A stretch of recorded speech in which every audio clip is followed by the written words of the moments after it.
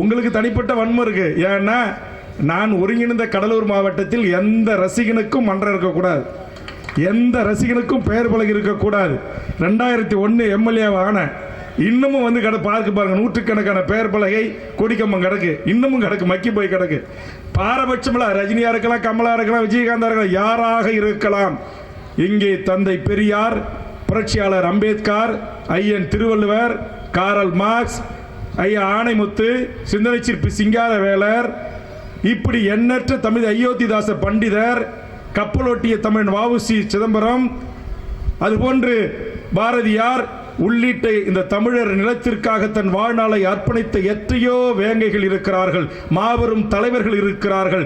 அவர்களின் பெயர்களிலே படிப்பகங்கள் வையுங்கள் என்று அறிவு ஊட்டி அனைத்து ரசிகர் மன்றங்களையும் கலைத்த அன்னைக்கு இப்போ யாராவது சொல்றீங்களா, அந்த நடிகர் என்கிட்ட தொடர்புக்கு வந்தாரு, உனக்கு யாராச்சும் ரசிகர் மன்றங்கள் ஐயோ நீ கதாநாயகன் பேசுறன்னு ஆசையா பேசலாம், ஒன்ன மாதிரி ஆளுகிட்டலாம் பேச தயாராக இல்லை என்று மறுதளித்தவன் வேல்முருகன் என்பது வரலாறு.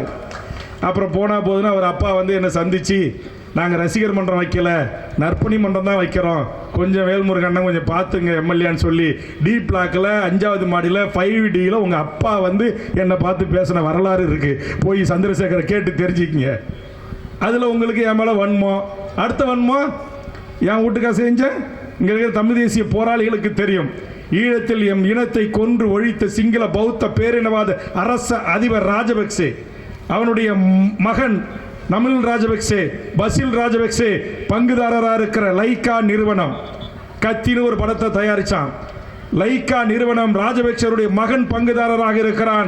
ஆக லைக்கா புரொடக்ஷன், லைக்கா தயாரிப்பு என்று இந்த படத்தை வேல்முருகனாகிய நானும், அண்ணன் கொளத்தூர் மணி, கோவை ராமகிருஷ்ணன், தியாகு, மணியரசன், எல்லா அமைப்புகளும் 150 அமைப்புகளும் ஒன்று சேர்ந்து, இஸ்லாமிய, தமிழ் தேசிய, பெரியாரிய, திராவிட அத்தனை அமைப்புகளும் ஒன்று சேர்ந்து எம் ஈழத்தில் எம் இனத்தை கொன்று குவித்த சிங்கள பௌத்த பேரினவாத அரசியல் அதிபர் ராஜபக்சேவின் மகன்களை கொண்டு இந்த படத்தை தயாரித்து வெளியிட்டிருக்கிறார். தயாரிப்பு நிறுவனத்தை மாற்று, அதை தூக்கு, இல்லை என்றால் இங்கு படம் ஓடாது என்று அறிவித்து தடுத்து நிறுத்துகிறேன்.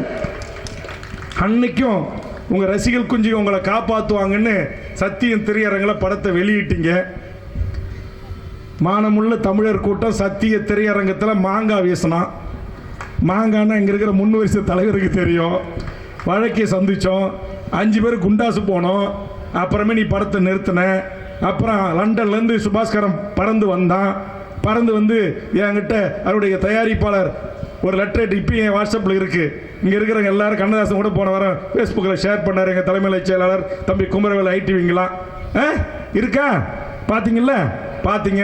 எங்கள் அண்ணன் திருமாவளவன், வைகோ, திருமுருகன் காந்தி, தியாகு எல்லா தலைவர்களும் நாங்கள் உட்காந்து அந்த கூட்டமைப்பை உருவாக்கி ஈழத்தில் நடந்த என் இனப்படுகொலைக்காரன் இந்த நாட்டிலே படம் தயாரிக்க அனுமதிக்க மாட்டோம்னு சொன்ன இந்த வரலாறுலாம் உனக்கு தெரியுமா?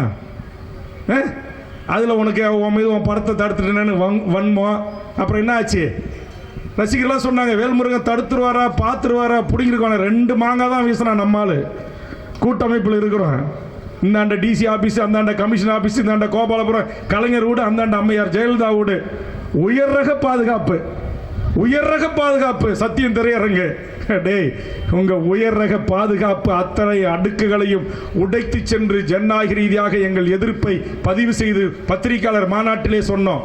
நீங்க கேட்கல, நீங்க அடங்கல. அப்புறம் உங்களை எப்படி அடக்கணும்னு நாங்க அடக்கணும். இது வரலாறு.